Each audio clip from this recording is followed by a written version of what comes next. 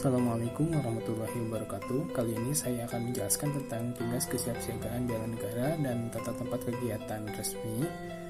Namun sebelum itu, izinkan saya memperkenalkan diri.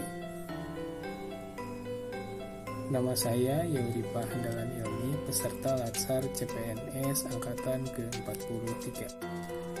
Pertama-tama, saya akan menjelaskan pokok bahasannya. Yang pertama ialah kerangka negara, kerangka bela negara dalam Latsar CPNS.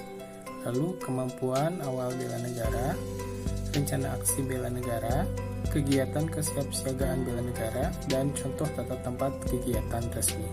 Untuk selanjutnya, kali ini saya akan menjelaskan tentang kerangka kesiapsiagaan bela negara dalam Latsar CPNS.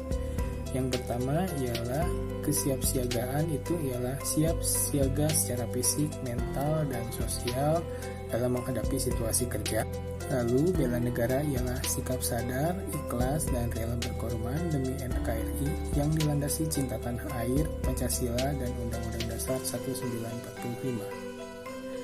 Lalu, dasar hukum bela negara ialah ada pada Undang-Undang Dasar 1945 pasal 27 ayat 3 yang isinya tentang semua warga negara berhak dan wajib ikut serta dalam upaya pembelaan negara, dan ada pasal 30 ayat 1 tiap-tiap warga negara berhak dan wajib ikut serta dalam usaha pertahanan dan keamanan negara. Apa itu kesiapsiagaan bela negara?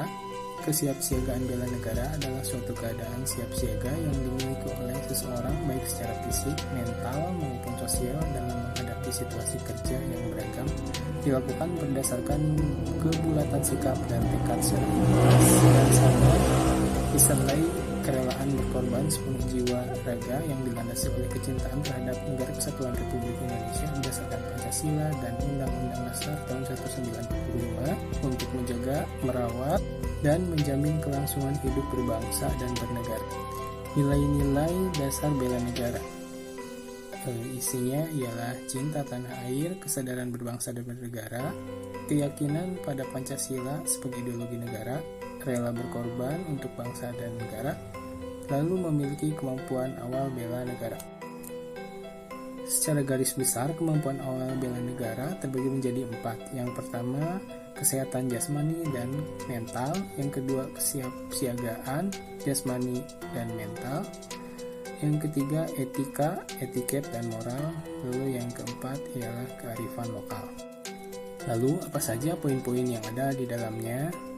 Yang pertama, kesehatan jasmani dan mental. ASN harus menjaga kebugaran tubuh, berolahraga rutin, dan menghindari gaya hidup tidak sehat.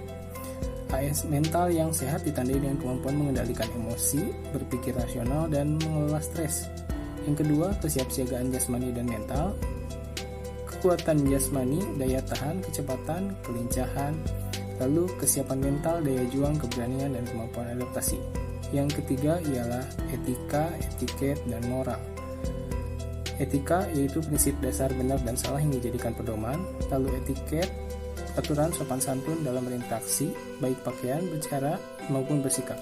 Lalu poin yang selanjutnya ialah moral, sikap batin perilaku nyata seperti jujur, disiplin, adil, dan bertanggung jawab.